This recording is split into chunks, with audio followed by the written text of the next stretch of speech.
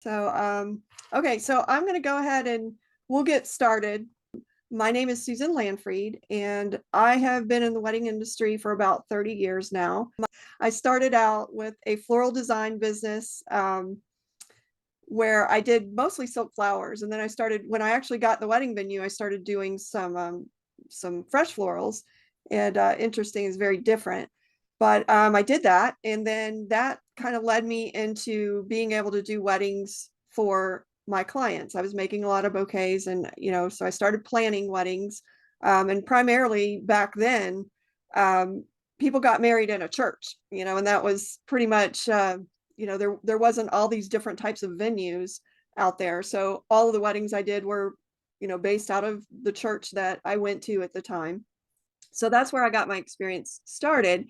And then 10 years ago, my daughter got married at our horse ranch. So with that, that led into me being a venue owner. We started doing weddings.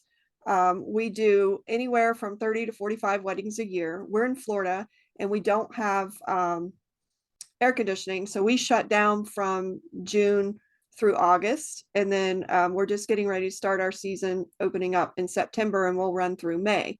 So that's a little bit about me. And I just recently last year started with some managers on the property, and they've been doing it for about a year now.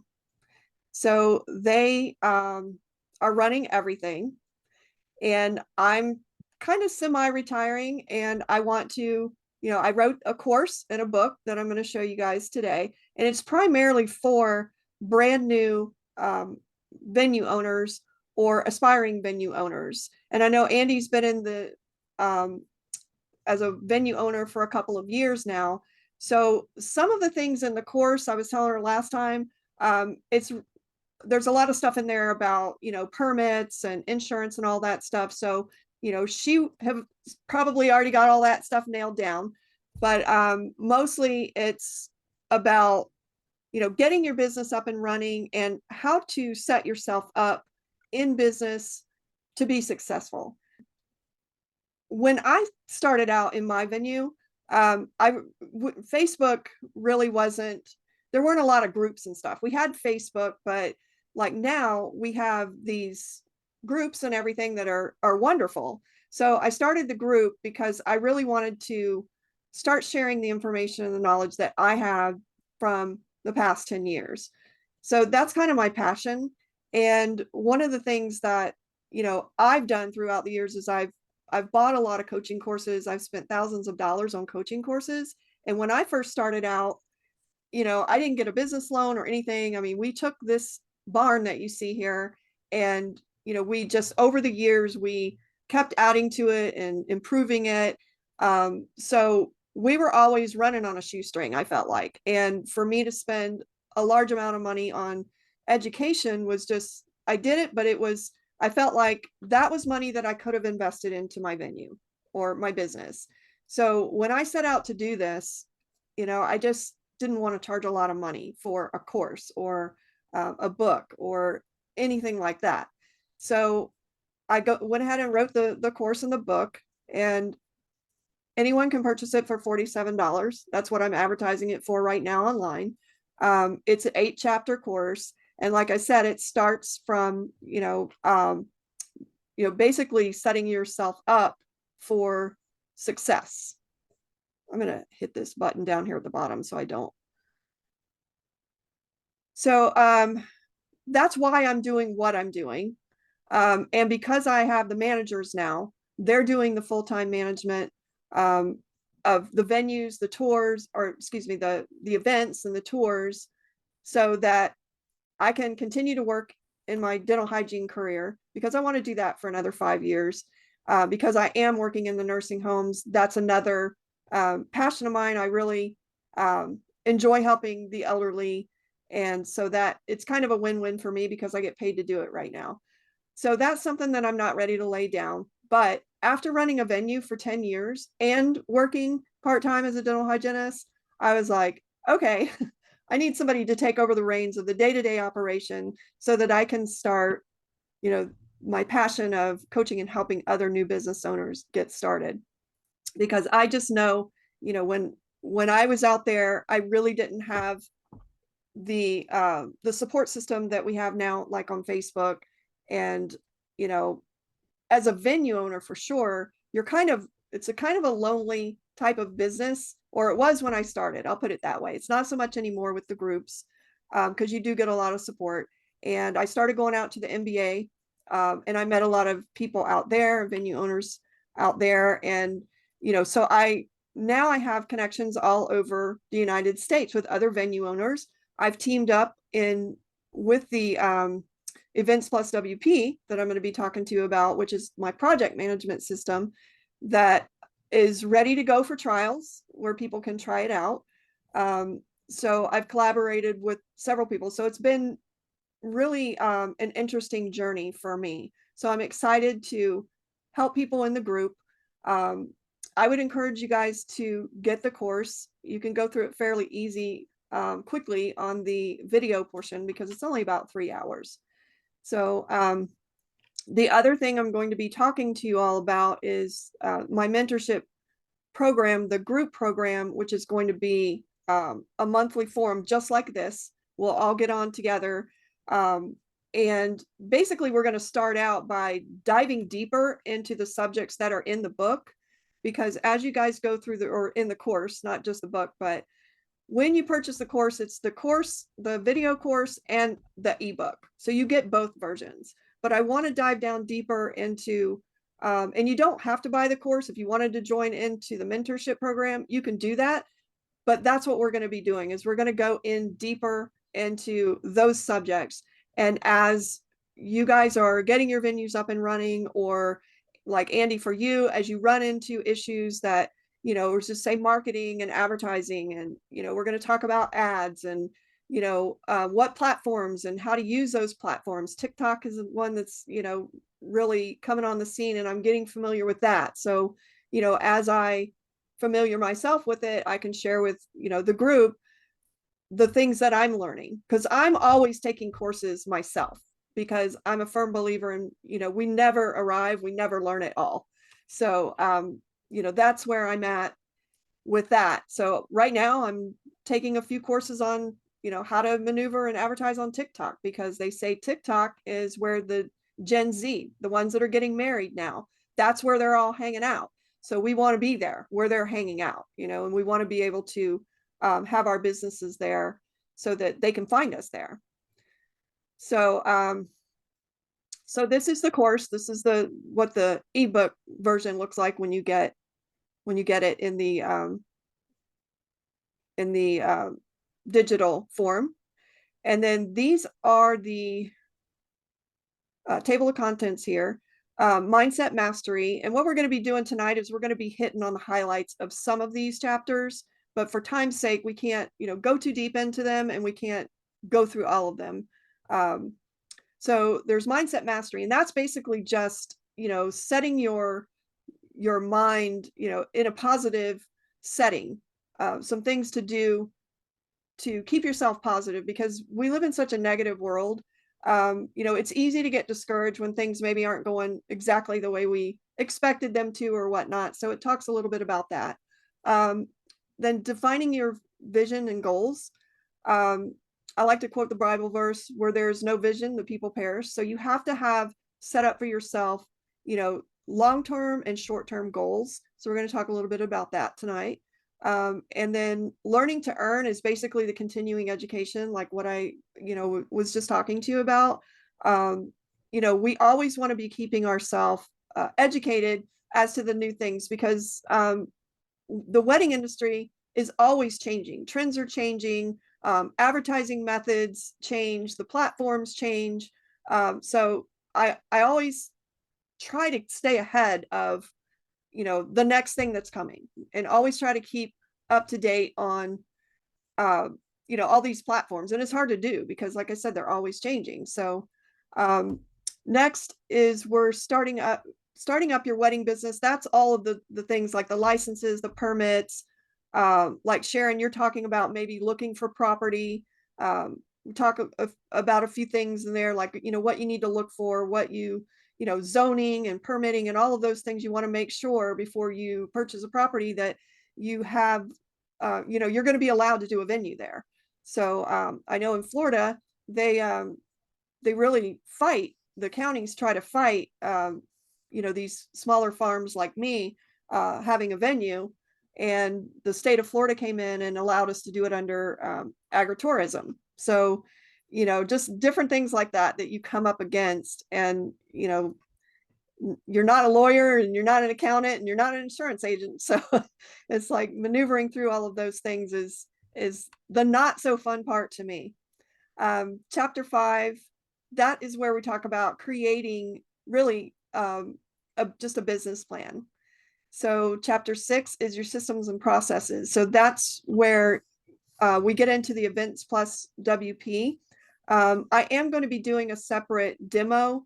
I'm going to show you the face of it tonight, but if you're interested in doing a trial, what I would like to do is have my developer kind of go through that trial with us, because he's a lot quicker at it than I am and can maneuver through it. So if you guys sign up for the trial, it's 30 days. You can try out the system, and we're going to just peek into that. The other thing that I use is a good CRM system with lead management, two-way text messages, email automations, and the ability to have a conversation live through text message. So we'll be talking about that a little bit.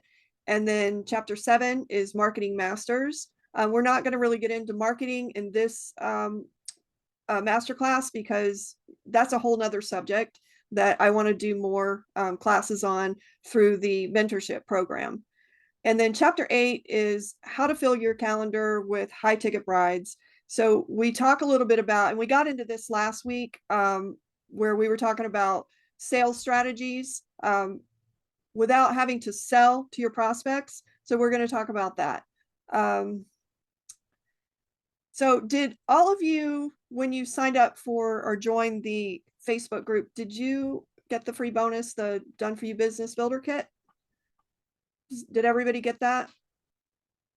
Yes, I did. Okay.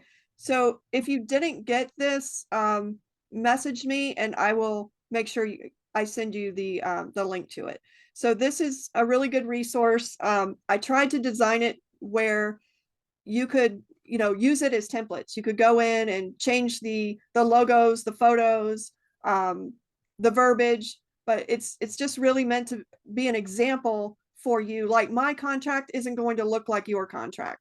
If you're a planner, it's, it's going to be completely different. But if you're a venue owner, you can look at some of those things and it'll be like, bonfire rules. It's like, well, we don't do a bonfire. We're in the city and, whatever. So those things, you just delete them out. But I just basically put my contract in there because there may be some things in there that you need that you didn't think of yourself when you're, building your contract. And even if you take your contract to a lawyer, they can get the verbiage just so legally, but they're not going to know that you don't want people throwing, beer cans in your bonfire or whatever. They're not going to know some of these things.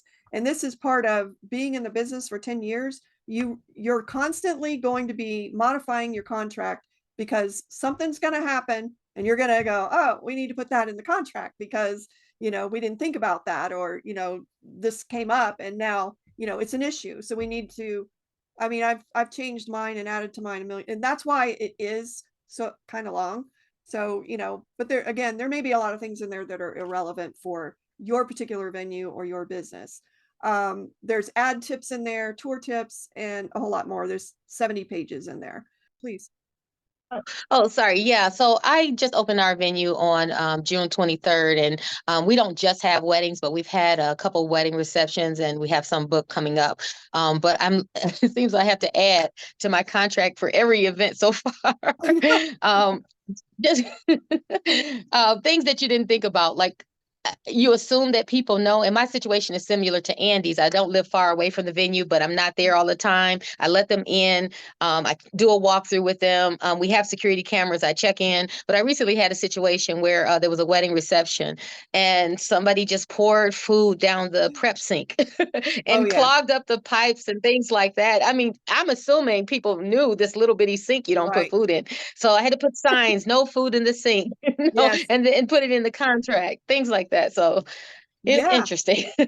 it really is because you know, again, that's why, for me, I just can't, I cringe, thinking about what people will do if there's not someone there to really babysit them, because Yeah, and I'm thinking I'm going to go in a few times while they're there just so they can see me because yes, I did see them on the camera.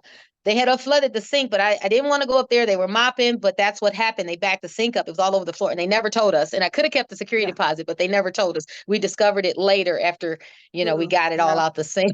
wow, So, yeah, yeah, but you learn. yeah, And I do yeah, have a you really commercial do. kitchen as well.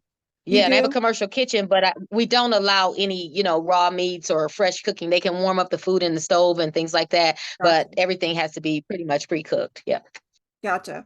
Yeah, yeah. So that's a great example of, people, you assume that they know certain things that they don't know, or, in some cases they don't care, it's like, well, it's not their property, so, um, I don't like to think that people think that way, but some people do. So, and that's a whole nother, uh, subject too, about trying to, screen your clientele as well, choosing that ideal client. Um, early on, you want to take every client, but you really start to learn the ones that you want to kind of avoid because they're going to be your biggest headache. They're going to cause the most damage to your venue. Like you said, some people they just don't understand, or maybe they had a what do you call it, a garbage disposal at home and they think it's okay to pour food down it because they have a garbage disposal at home. I mean, who knows why people do the things they do. Okay, so let's go ahead and talk about what we will cover today. So we want to talk about the 6 steps that are most important to build a 6-figure wedding business. Number 1, how to lay a solid foundation to build a successful wedding business.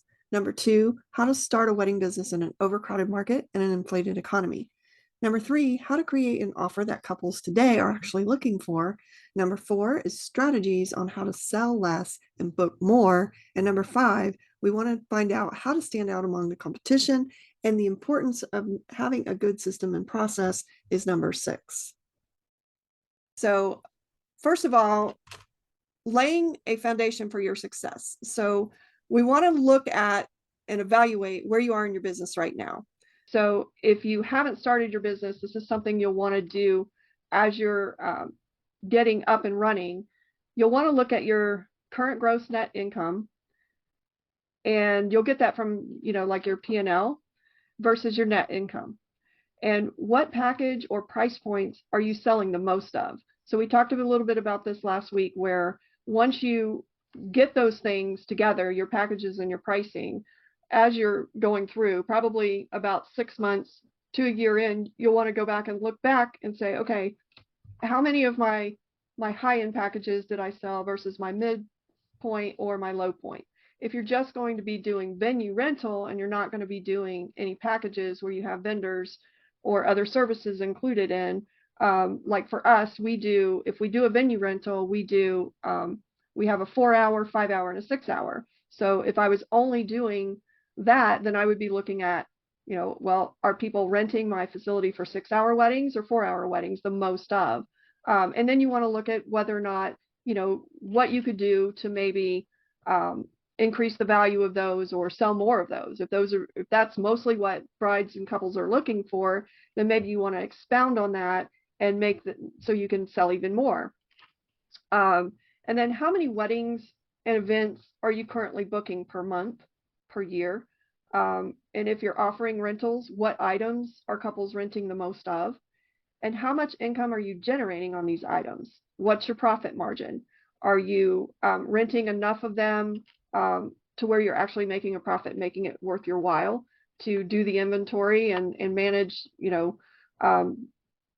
like how many lanterns are you renting, and is it really worth renting them? Are you charging enough? Are you making enough money? Or should you just incorporate maybe a fee into the price and include them in your package? So those are the things you want to look at, because sometimes it's advantageous to do that versus trying to keep up with, okay, we're going to rent 10 lanterns and, we've got to make sure they go out of the inventory and they come back in the inventory and all those things.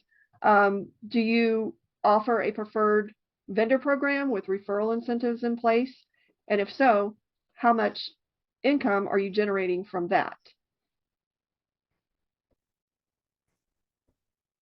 So I would also encourage you guys, if you're not doing vendor programs or vendor referrals, that's a great thing for me as a venue owner.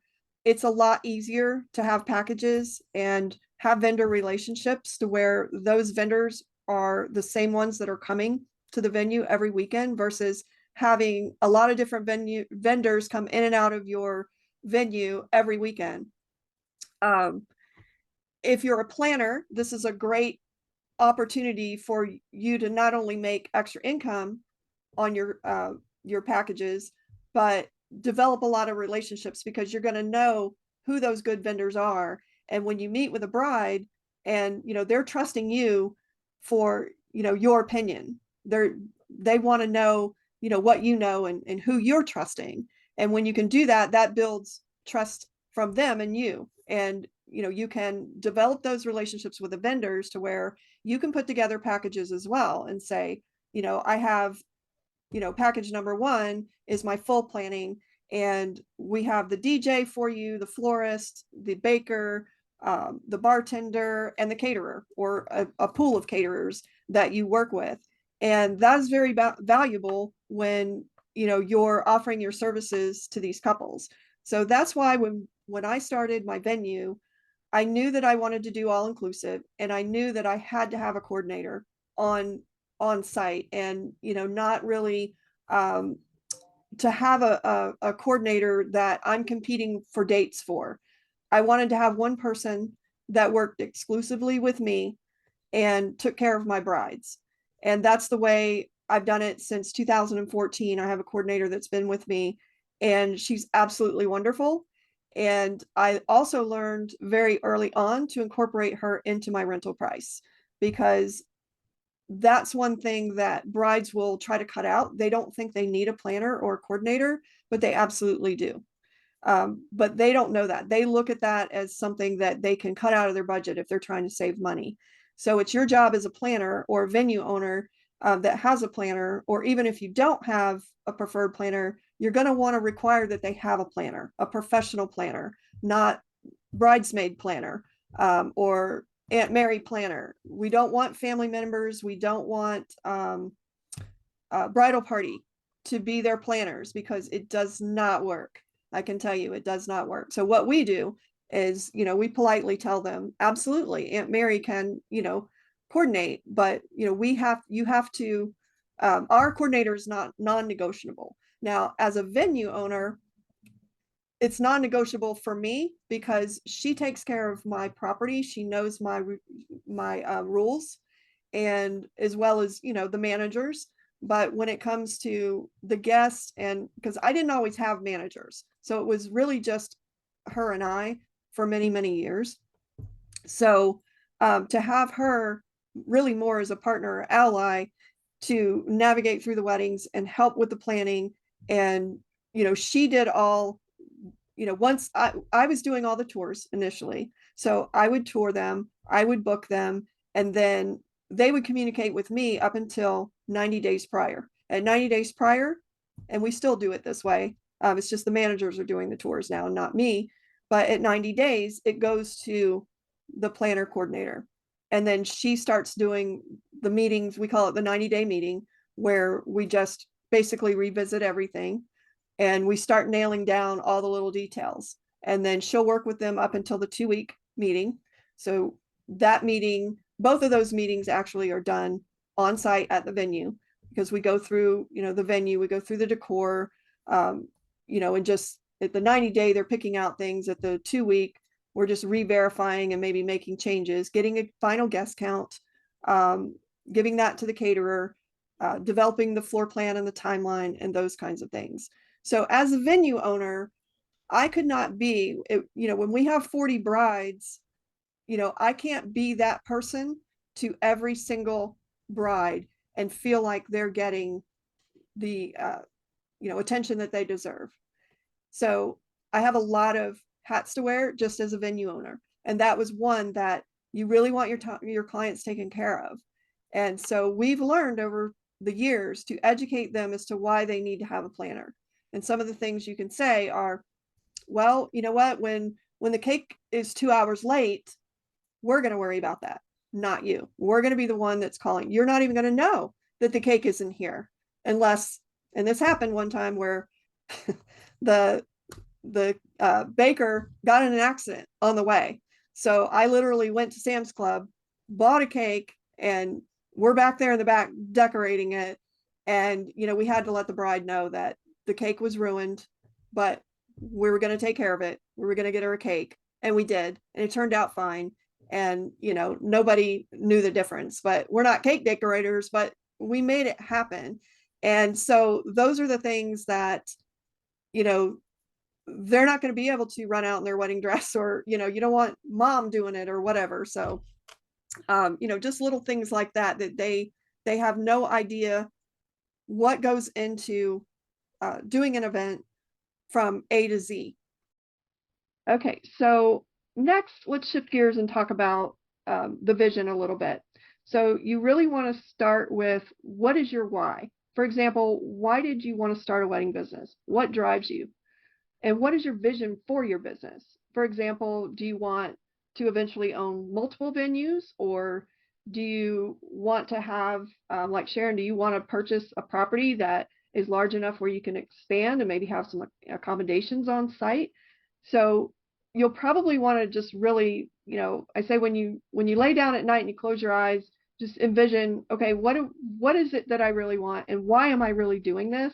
Because if you don't know the answer to those questions, when you hit the tough times, it would be easier for you to give up. But if you have a vision or a goal in mind as to why you're really doing this, what's your passion, what's your end goal, then you can remind yourself of those things. Setting goals is, really, really important. Like we said, you want to do for me personally, I do a short range goal of 1 year or less. What do I want to do next year? I usually do this in January. I'll say, okay, so for this year, I really want to focus on doing more double weekend weddings or triple weekend weddings. I want to try to get my Friday, Saturday, Sundays booked out. Andy, I think you were telling me, was it you that was telling me that you only do one per weekend? Yes. Okay.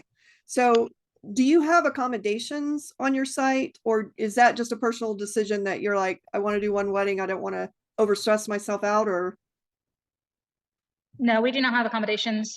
We have, our packages are like the full weekend.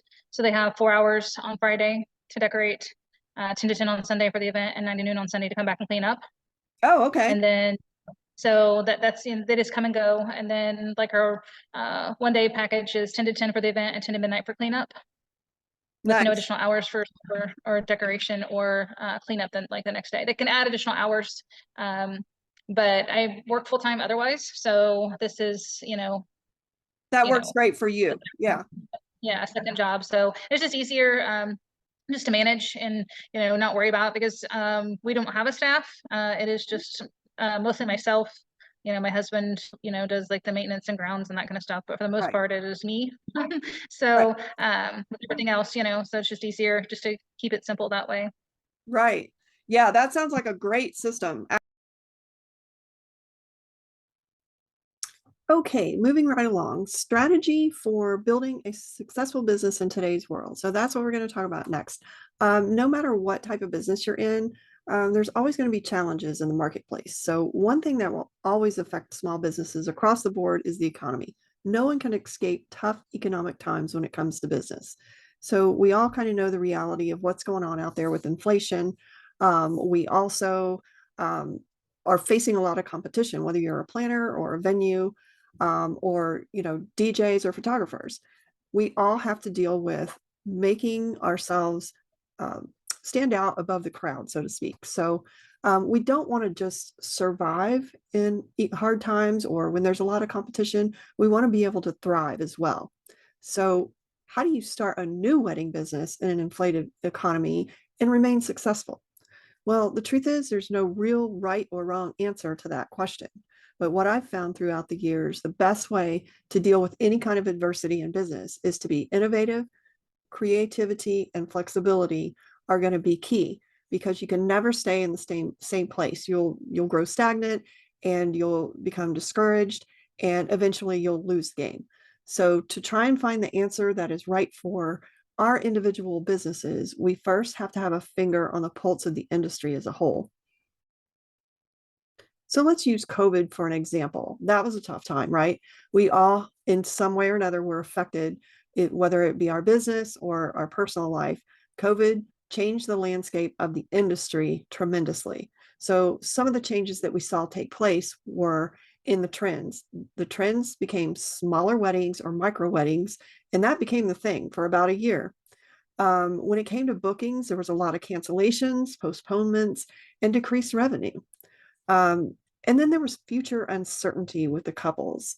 A lot of couples were eloping, or they decided to have backyard weddings due to the small restrictions and not being able to gather, all of which affected wedding business owners across the board. So for us in Florida, we were actually only shut down for a month, but that didn't stop it from affecting our business, because a lot of clients would come from New York or other states that were shut down and travel was restricted. So our couples went from a wedding of 100 to only 10 or 20, or they postponed it because they wanted those relatives and friends there at their celebration, and they just weren't able to do it.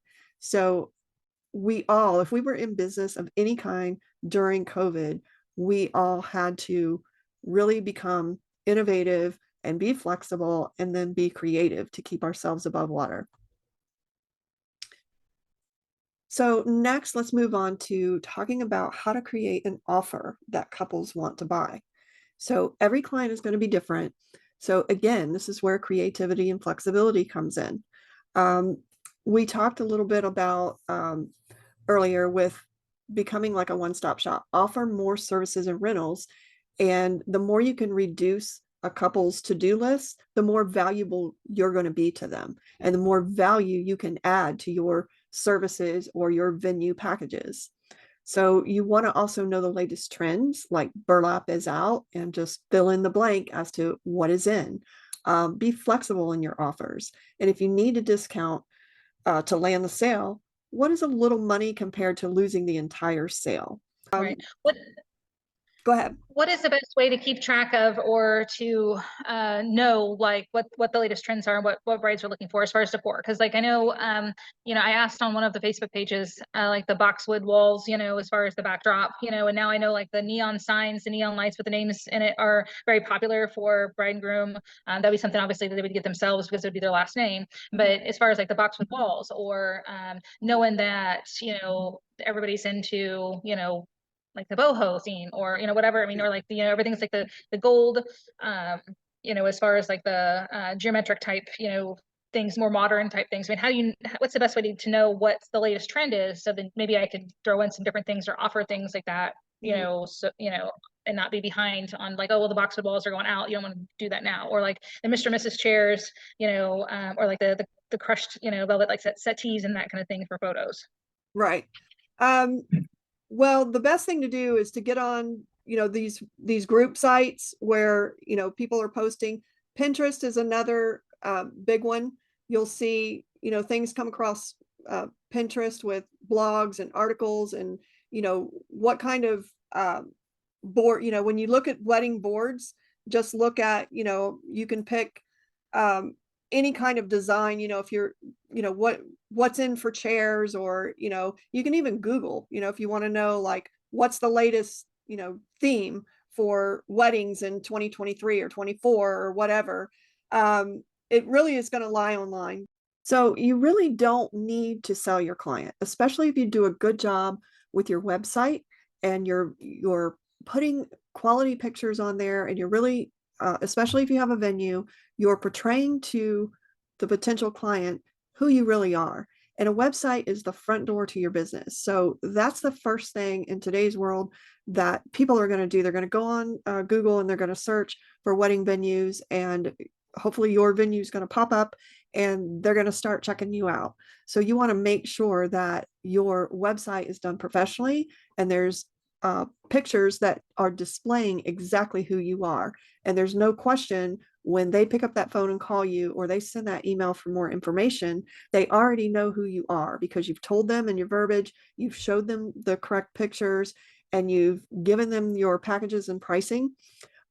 So a lot of times, I just want to throw this in here too, is that there's a lot of back and forth on whether to put your prices on the website. I did not for years. I just recently put my prices on my website because I thought, you know what? They need to know before they contact me whether they can afford me or not. So I can go through the process of sending them 20 emails through a thread and find out at the end of the line that, oh, their budget's only $5,000 for the entire wedding. Well, I can't help that bride. So, if I put my prices out there up front, then I'm not wasting their time and they're not wasting mine. So, but this is something that I just recently did because I did see another venue doing it. And I thought, you know what? That's probably really not a bad idea, because we were taught before for a very long time that you want that client to reach out to you and ask for information. But really what I'm finding, which is very interesting, is that they are reaching out to me anyway, because they're seeing the value. They're seeing that we offer a lot for what we charge. And they, again, see the pictures on my website, and they're drawn to that. It's very appealing to them to see, oh, wow, they do everything and it's a beautiful place. And, let me contact them and schedule a tour or find out more. One thing I don't do though, is I don't put all of the information about the all-inclusive packages on there. But what I do have displayed on there is my a la carte. So they can kind of see, what they're going to pay for a DJ through my venue, what they're going to pay per hour for my venue. All of those things are broken down. So I have not seen a drop in the number of inquiries or anything. It's pretty much stayed the same. So it hasn't hurt me at all. People are still inquiring, they're wanting to know more, and they're booking tours. So when they get to the tour, that's what I want to get to, is you don't want to come across as salesy or pushy. You want it to be a very comfortable feel. You want to kind of mirror their mood and their demeanor. So one of the sales tactics that they talk to you about when you go to these sales training meetings and everything is you want to look them in the eye, and if they're crossing their arms, or I don't know, just their demeanor, if they lean forward, you lean forward. It's a body language kind of thing, and their emotions. If they're excited, then be excited with them, that kind of thing. So basically, all that to say, all you're really doing is you're reading your client, you're reading your prospect when they come in. Have they been to 10 venues and they're tired and they're, just annoyed, and, the fiance has been drug around all day and he's not happy? Try to have, things to drink for them, pick up on those things, and try to make them more comfortable. If it's just, hey, sit down, take a breather, let's just chat a minute, and make it relaxing, whatever you need to do to make them feel comfortable. Then you don't want to throw up on them all your information about how wonderful your venue is and your packages and all of these things. First thing you want to do is you want to start asking questions. You want to ask the right questions to get them. Basically, the bottom line is to get them to tell you what they're looking for, so that you can expound on that and tell them how you can provide that for them, and then speak back to them what they've told you that they want. So those are just some tactics to be able to mine out your, really what they're looking for. And your job is to show them how you can meet their vision and their goal and their needs for their wedding day.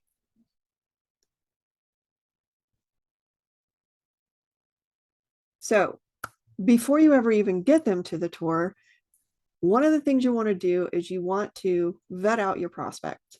You want to have a good CRM funnel system with two-way text messaging, an automated system. And I use Wedding Pro CRM, and Simon has been on before, and we've done kind of a webinar. I'm going to have him on again to kind of show you all how that works. And I'm telling you, it was a game changer for my business. I would never go back to not having a good CRM and one that has two-way text messaging, because in today's world, everybody's texting. Nobody's picking up the phone much and calling. I mean, I get very little phone calls. I still do get some, but most of the communication is through text messaging. And when the way our system is set up is when they inquire through an email for more information on the package, they get the package three ways. They get it in a download, they get it in an email, and they get a text message with a link. And then 3 minutes later, after that text message goes out, another text message goes out, and it's automated, and it asks them what time of year they're looking for the wedding, or what their date is, or something like that. And then if they answer that text message with a date or anything at all, then my staff picks up live and starts a live conversation with them. And then they start asking them questions. Then like how many guests they're looking for, because if they're looking to invite 250 guests to their wedding, my venue only holds 100. So right there, that disqualifies them, unless, sometimes we'll say, well, our venue only holds 100. Are you sure that all of, the full 250 people are going to come? Or are you thinking about, whittling it down? Or, so we can talk through those things through a text message and get them to the point that they've been completely been pre-qualified to either pre-qualified or disqualified by the questions that we ask up front before we ever even invite them for a tour.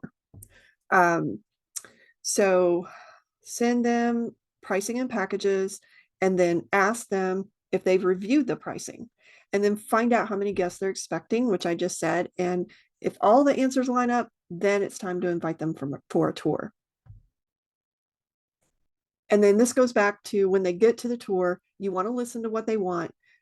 They will tell you exactly what they're looking for. We discussed mirroring their demeanor and behavior, and we already discussed asking the right questions, identifying their vision and their pain points, and then repeat back to them what they told you, or what they tell you. Can repeat back what they don't want too, and then ask for their business.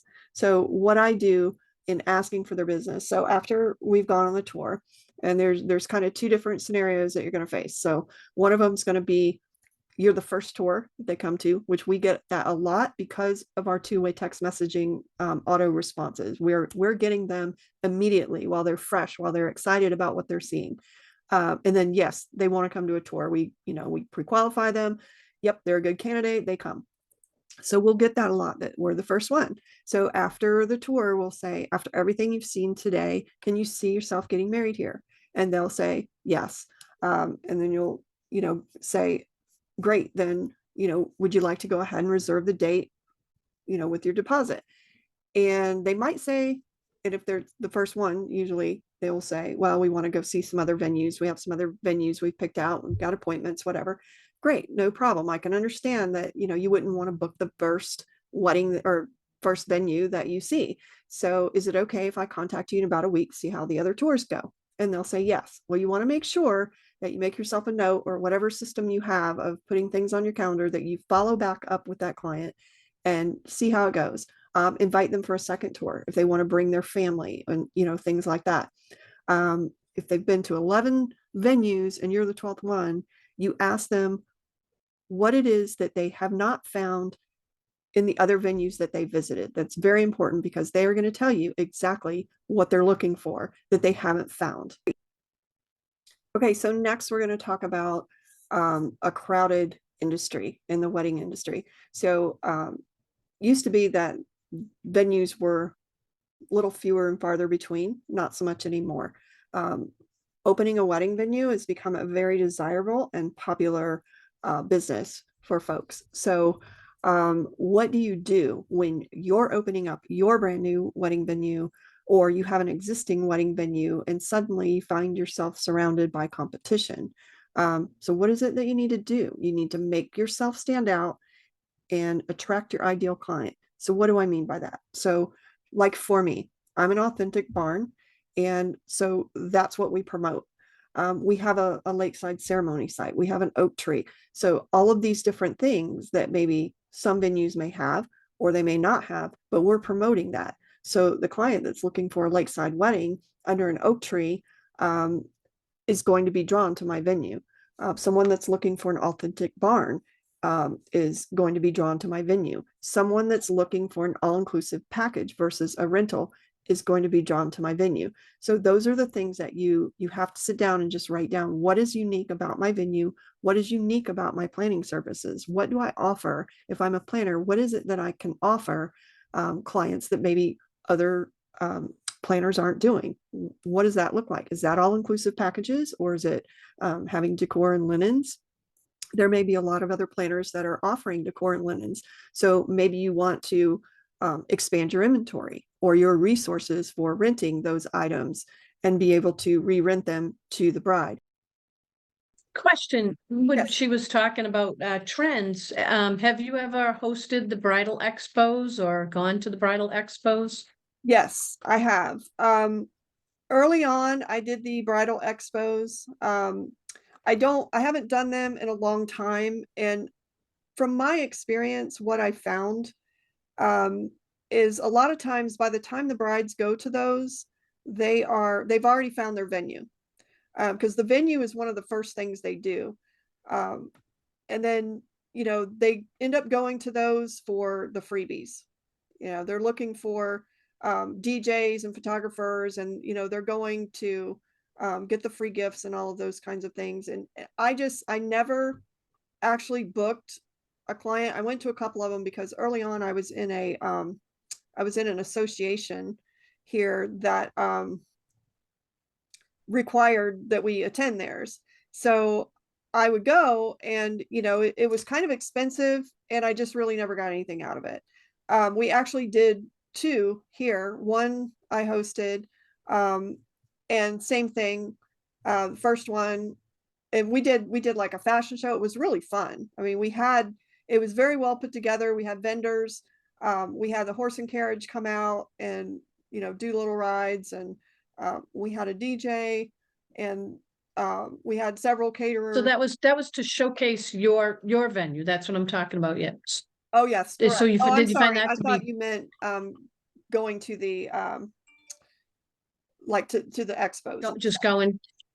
Yeah, I was thinking, if Andy I didn't know if Andy have you ever done an expo in your venue to showcase your? I have not, but I am planning one in the spring.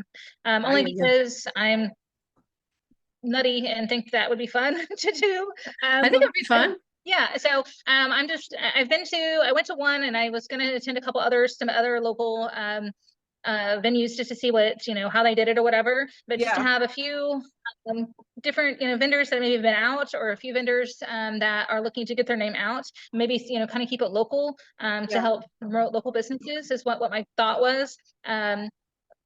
Offer them. I've asked on actually one of the pages to see if it's something that we should, charge a small fee, just so we can make sure that they are, committed and willing to come, if they're invested in, actually, doing it, and not just like, yeah, sure, I'll come, and then not show up, so I've kind of went back and forth on that, but just to, open up my venue and, bring in some vendors, make it for an afternoon, some giveaways, my thought was, because I, very cost conscious. I mean, the one that I went to, this one vendor, they did charcuteries, and they had like all these samples, and there was just wonderful. But it was, I mean, I can imagine, if I would feel bad that if they would come to my event and them not, get any leads off of it, or spend all this food on the money and food for giveaways, and then not get anything out of it, so that was the concern. Yeah. Someone to make sure that they're, I guess it's just, part of the chance you take when you do something like that. But I want to have one, definitely bring something else that we do that brings a lot of traffic.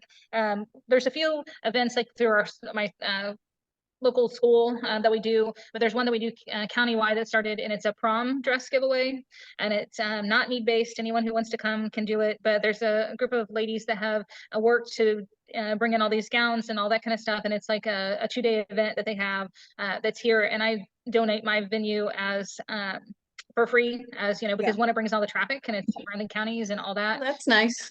So it's a really neat event. So if you can kind of partner with a couple things like that, and there's a few things that I've done within our county, like we have a leadership organization and a community foundation, and they both had events here, like, you know, awards programs and stuff, and allows, you know, other people that wouldn't maybe be in the wedding, you know, marketing bucket, you know, that can, you know, bring them out to the venue to see that we can be used for other things. And then also be like, oh yeah, you know, so-and-so's getting married, and then the name's tossed in the hat that way, just for, you know, networking, I guess. So Yeah. So you do showers, birthdays and those types of things.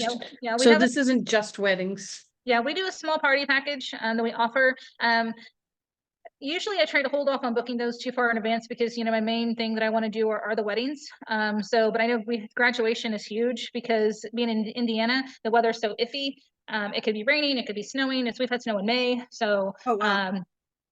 and yeah, people, they want to make sure that, that they are, you know, they don't want to have to redo their whole house and having everyone using their, you know, restroom facilities and that kind of stuff. So we get a lot of traffic requests for graduation parties. And if I do have a wedding that weekend, I don't let them in the venue until probably like 1 o'clock at the earliest. And if they really push, you know, for a Sunday afternoon, that's usually what's available. Just because if they have the full weekend, they have 9 to noon to come and clean up. And then that gives me an hour to make sure that they really did clean up properly. You know, make sure the trash is, you know, disposed of, the bathrooms are refreshed and all that kind of stuff before I allow them. Awesome. Yeah. Yeah, that's wonderful. Okay, so the last thing we're going to talk about tonight is the systems and processes, how important it is. And I mentioned Wedding Pro, that's one of them. That is on the front end when you are talking to your prospects. You're getting leads, and that's the two-way text messaging system. That's the automations. It does have emails, but kind of getting away from the automated email. I mean, I do send a few. When they set me up originally, like 5 years ago, the thing was, oh, you got to be reaching out and touching that client like 15 times in an email or something. I have 3 to 5, I think, that I send out. And in between, they get a text message, but they're only getting about 2 text messages after the original, what time your wedding is. So that is one of those things that's ever changing. So you kind of have to have that finger on the pulse as to what's going on. People don't read emails anymore. So you can send them 15 emails, but it's probably going to that email address that they created specifically for their wedding.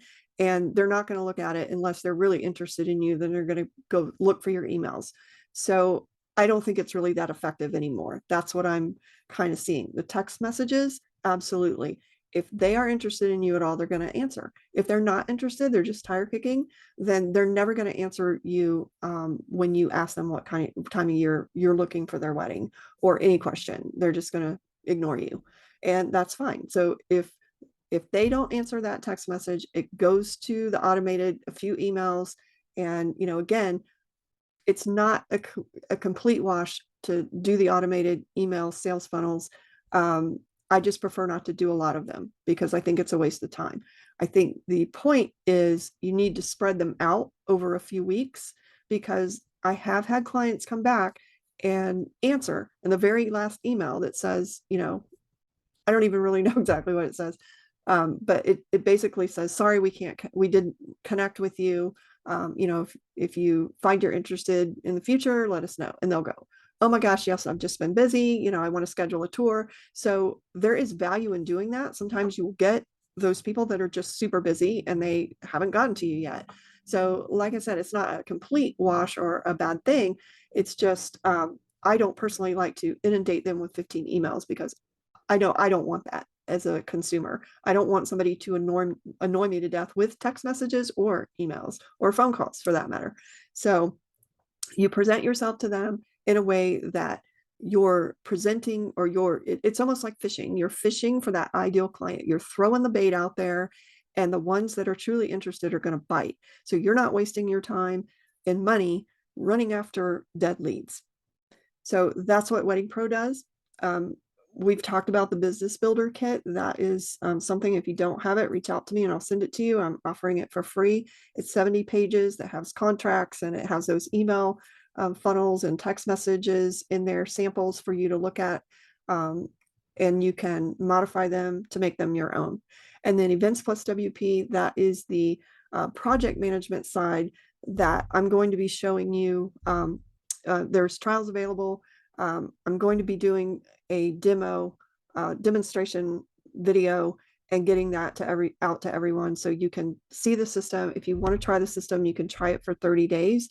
But basically, Events Plus WP, my daughter and I created it because I had used a lot of software systems throughout my career, and it was frustrating to me because there would be every system had great features, but it would always be lacking in one thing or the other. So Events Plus WP is one that we put together and designed specifically for wedding pros.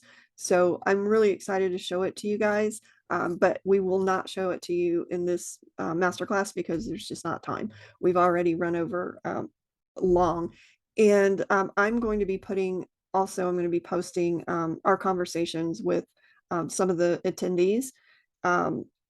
That is really, really interesting. And they've offered, they asked some really good questions, and they brought to the table some really diverse ways of doing business. Like, I'm an all-inclusive, and one of the attendees, Andy, is just a rental. She rents her space for the whole weekend. So it's great to see the different ways that you can operate your business. So I'm going to post those conversations separately so that you can listen to them as you have time.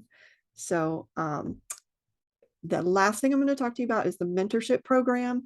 That is going to be a weekly group session. It's going to be $30 a month. You can come and go as you please, but we're going to dive deeper into all of these subjects that we talked about tonight, but that are also in the course that I spoke to you about. So you're going to be getting links for all of that too.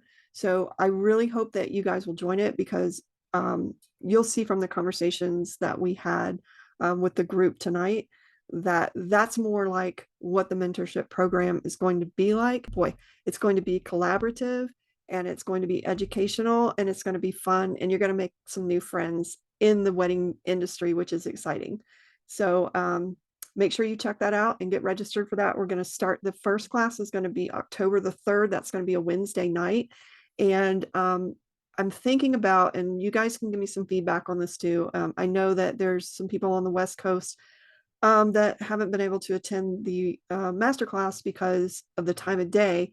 So I'm probably going to be doing multiple sessions at different times. So I just, I kind of need some feedback on that. If there's enough interest for me to be able to, or enough interest that I need to do that, then I absolutely will do it. So let me hear from you guys on that. So thank you very much for attending the masterclass, and I hope that this has been helpful for everyone. And I can't wait to see you guys in the next one or in the masterclass. All right, guys, thanks. Take care.